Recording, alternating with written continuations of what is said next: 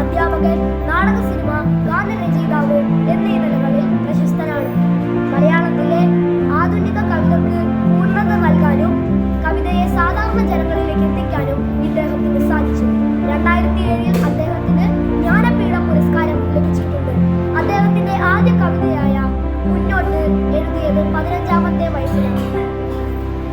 അഗ്നിശലഭങ്ങൾ, അക്ഷരം, ഉപ്പ്, കറുത്ത പക്ഷിയുടെ പാട്ട്, ഭൂമിക്കൊരു ചരമഗീതം എന്നിവ പ്രധാന കൃതികളാണ്.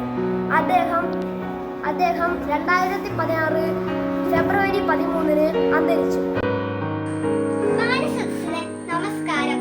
മലയാളത്തിന്റെ പ്രശസ്ത എഴുത്തുകാരനായ വൈക്കം മുഹമ്മദ് ബഷീറിനെ കുറിച്ചാണ് ഞാൻ ഇന്നിവിടെ പറയാൻ പോകുന്നത്. 1908 ജനുവരി കോട്ടയം ജില്ലയിലെ തലയോലപ്പറമ്പിൽ അബ്ദുറഹ്മാന്റെയും കുഞ്ഞാത്തുമ്മയുടെയും മകനായി ജനിച്ചു. ബേപ്പൂർ സുൽത്താൻ എന്നാണ് അദ്ദേഹം അറിയപ്പെടുന്നത്. വളരെ ജനകീയനായ എഴുത്തുകാരനായിരുന്നു അദ്ദേഹം. തങ്കമാണ് പ്രസിദ്ധീകരിച്ച ആദ്യ കഥ. നന്ദി.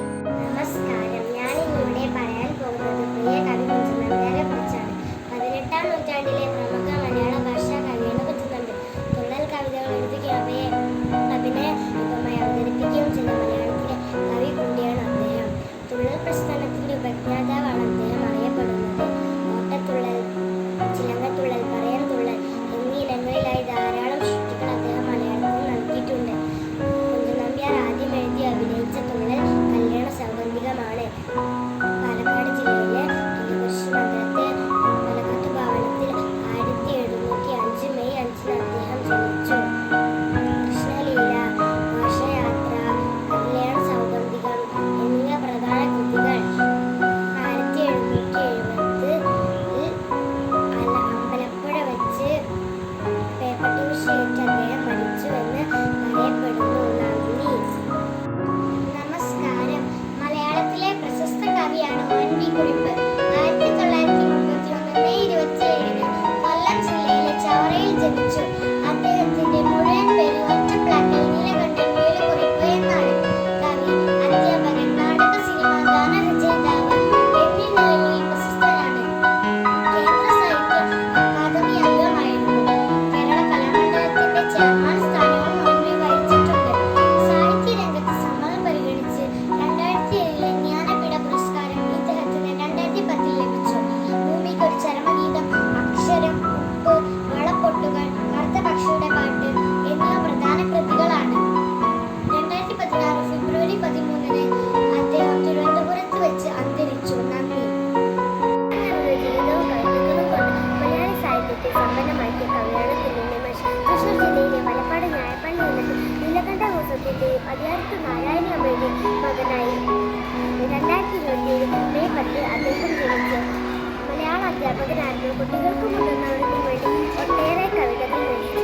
അക്ഷരത്തിന്റെ അമൃത കഥകൾ, കുഞ്ഞുണ്ണി കവിതകൾ, ഊന്ന് തൊട്ട് ഉറക്കം വരെ, പെൻസിൽ, നമ്പൂരി ഭരതങ്ങൾ, കുട്ടികളുടെ രാമായണം എന്നിവയാണ് പ്രധാന കൃതികൾ.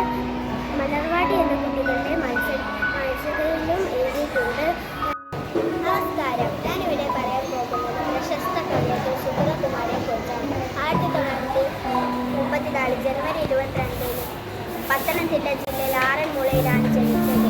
സാഹിത്യത്തിലെ സമഗ്ര സേനാനികൾക്ക് നൽകുന്ന എഴുത്തച്ഛൻ പുരസ്കാരം 2009 ലഭിച്ചു.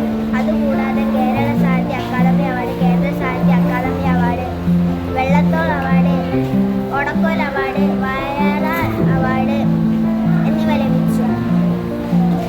പ്രധാനപ്പെട്ട കൃതികൾ: പാതിരാപ്പൂക്കൾ, അമ്പലമണി, രാത്രിമഴ, കൃഷ്ണ കവിതകൾ. 2020 ഡിസംബർ 23 മരണമടഞ്ഞു. നമസ്കാരം. ഞാനിവിടെ പറയാൻ പോകുന്നത് വൈക്കം മുഹമ്മദ് ബഷീറിനെ കുറിച്ചാണ്. വൈക്കം മുഹമ്മദ് ബഷീർ 1908 ജനുവരി 21 തലയോലപ്പറമ്പ് ഗ്രാമത്തിൽ ജനിച്ചു.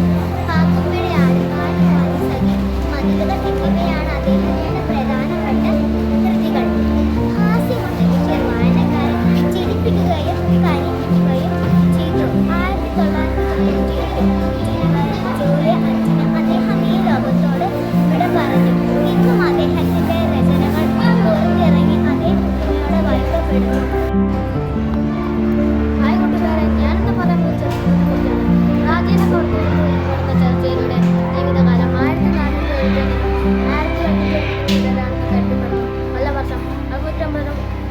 തൊണ്ണൂറ്റൊമ്പത് മത്തേ ഉത്തര കേരളത്തിൽ കാരത്തോട് ഗ്രാമത്തിൽ